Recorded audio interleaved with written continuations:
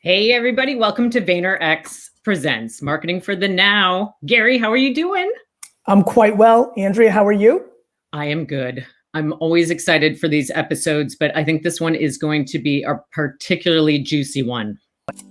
Next, we welcome Greg Lyons, CMO, PepsiCo Beverages North America, where he leads PepsiCo's $22 billion beverage portfolio in the US. Greg has been with PepsiCo for over 20 years, launching more than $2 billion in new innovation, including LifeWater and Bubbly, and most recently, Driftwell, Mountain Dew, AMP, Game Fuel, and Bolt 24. He's also a data junkie, building new in-house capabilities, including a tool to measure and adjust PepsiCo's media and spend real time. Welcome, Greg. Thanks. Hey, man. Hey, man. How are you? Good. Good to see you. Appreciate it. Great to see you. Greg and I have been able to work together as Vayner has a relationship with PepsiCo, so this is a dear friend. So I'm going to go into my dear friend moment first. Greg, can I buy that Pepsi tray in the background there, the wooden one from you? It's really, yeah, okay. I'll get you one then. How about that? Is it a real one or is it a rep? No, it's a real one. Respect. Your background is very nice. I like what's going on. I just, I have a new family now. I got engaged and we've Brady bunched it. And so we just moved into a house, which we love, but it's straight from the 1980s, as you can see from this office. I think it's awesome. But yeah, we'll have to update it a little bit. Greg, let's go right into it. What are you trying to innovate in 2021? Hey, I'll answer that question in 20 seconds. First, I just wanted to give you a proper shout out publicly. Thank you for all that you do for our business. You're a terrific partner. Thank you for all you do for the industry. You keep pushing us, man, and you're making us better, mostly in the right direction, I think. And then the biggest thank you is all the positivity you're breathing into the world right now. All four of my kids follow you, and they're better off for doing that. So I appreciate you, man. Thank you for all you do. Jesus, all right. Thank you so much. Now to answer your question. Yeah, we're innovating a lot. That's one of the things I love about marketing is it continues to evolve. And so I feel like it's very hard to get stale if you've been in marketing for your career. The places I'm spending most of my time right now, Gary, are innovating, or obviously we do a lot of product innovation. The way we do product innovation is evolving. I can get into that, both on how we come up with the ideas, the insights, but then how we get them to market. We're innovating a lot on our creative, how we break through right now as the media landscape is changing, and how do we make sure that our brands have the right, are not tone deaf, but also are creatively special and break through. And then most of my time I'm spending right now trying to figure out how do you innovate on how do you lead these days, and how do you make sure that in this craziness and this unprecedented times, that you're leading with empathy and transparency and flexibility. It's more important than ever before. So we're innovating in lots of different places. Happy to get into any of those. Actually, I'll get to one of them, but a lot of people, I'm seeing a lot of the comments talking about wanting to become a CMO, get into the marketing game. So I want to go into early Greg life that might be able to connect these two. What was the first thing you saw in your career that was innovative that you recall really shifted you? Like you're 2 years in, you're a week in, you're 5 years into your career. It was like the biggest innovation and it hit you, and then it did play out. It was like, wow, that was wild. Oh my God, 6 years later, .com was this, or Amazon was that, or our delivery truck, or the way we make the product. Like, was there anything that happened in your career? The first thing that came to my mind is, I don't know if this is answering your question or not, but it's a real interesting concept. So it's one of the best product innovations that we've ever launched at PepsiCo. And it's such a simple idea, which is called Tostitos Scoops. No, I'm sorry to interrupt. I want everybody to listen here. I'll tell you why. What I think, I have a lot of entrepreneurs watch this show. This show, no question, out of all my content, is much more geared toward the Fortune 500, the Wall Street. It is that kind of show with VaynerX being involved. It's not me, Gary. This innovation, I actually think can hit a ton of people right now that are shrinking and playing around and could help them start a direct-to-consumer business that changes their life. So this is a huge home run. This is even better than I thought. Go ahead, Greg. So it's such a simple idea, which is we knew that people were dipping Tostitos, right?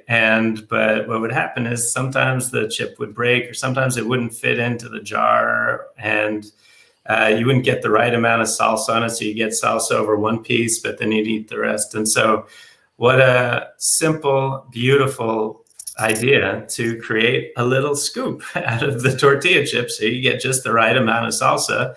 And then you can also use it for appetizers and stuff like that. And so, when we came up with the idea, it was so obvious and so big that, but it got rejected at first. It was like, oh, we've tried that before and, it doesn't really work. And so then, it just took a little bit of pushing. It took one little shift from one R&D person and one, plant operations person to say, well, hold on a second. What if we took the corn masa and then we had these little implanters and you put a little bump? What happened with the scoops is, unfortunately, when you cook the corn, it gets oil in it, and then you'd have oily scoops running down the line. And some genius put a little bump into the conveyor belt so the oil went out and turned it over, and then we had. By the way, just got to give this shout out to Brittany Dickey. Her hashtag scoop, there it is making me smile. The comments are as entertaining as the content. Please. But yeah, so the best, just the lesson from this is the best ideas are simple, right? And they're solving something that's a real pain point for consumers, or just making something a little bit better. And what a simple idea that is. And then we figured out how to do it. And then it's well over $1 billion right now. Let's talk about the R&D part, because I think that will interest people, because they might get excited, because we're all consumers probably, we all are, on how you're innovating products.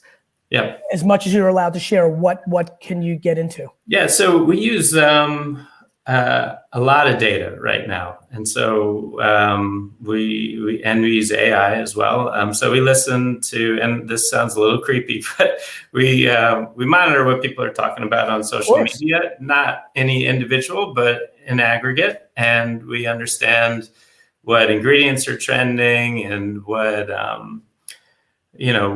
people are making at home, and what people are talking about. And the AI part's interesting because it's really smart. It connects different things. And so one example of that is energy drinks. In the last year, the need for energy, the reason why people are wanting energy is a little bit different. It used to be like I kind of hit a lull in the day and I needed to pick me up to keep me going, both mentally and physically. Right now, people are more stressed out than they've ever been, and they need energy. The energy that they need is to help de-stress so they can get their mind focused on getting things done. And it's not always this pick me up because I need a boost. And so we took that insight and really quickly created a drink that actually helps you de-stress and then get some sleep. It's called Driftwell, that we just launched on Amazon, which our friend was just on. And so this is, we used, it was a simple insight, but it sparked a thought of like, hey, gosh, if we could have drinks that help de-stress you, we need that more than ever right now. And in the past, what we did was we'd be reading these big annual reports and all these trends. Yes. And now, like right now, we just know what's happening, and it spits it out. And it does need a human being to put it together and come up with the idea based on the insight. But it's so much better now, so much faster. Greg, from an innovation, from a talent standpoint, another thing that might help some people, the info may get to you faster, but is there a retraining or a culture shift that big companies have to do to be fast after they have that? Because a lot of times that also, the human can kind of too many T's, too many I's. Thoughts on that? Yeah, well, the thought is you're exactly right. The data is great. We got to be careful these days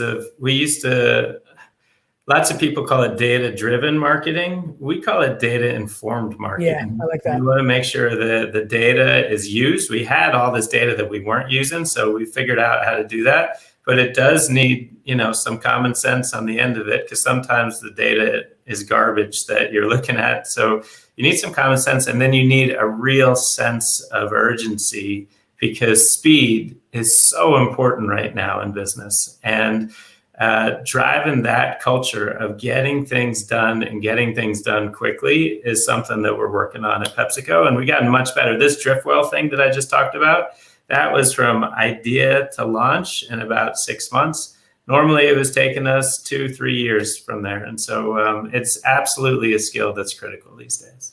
Greg, thanks for your time, brother. Hey, good seeing you, bud. Take it easy. Appreciate you.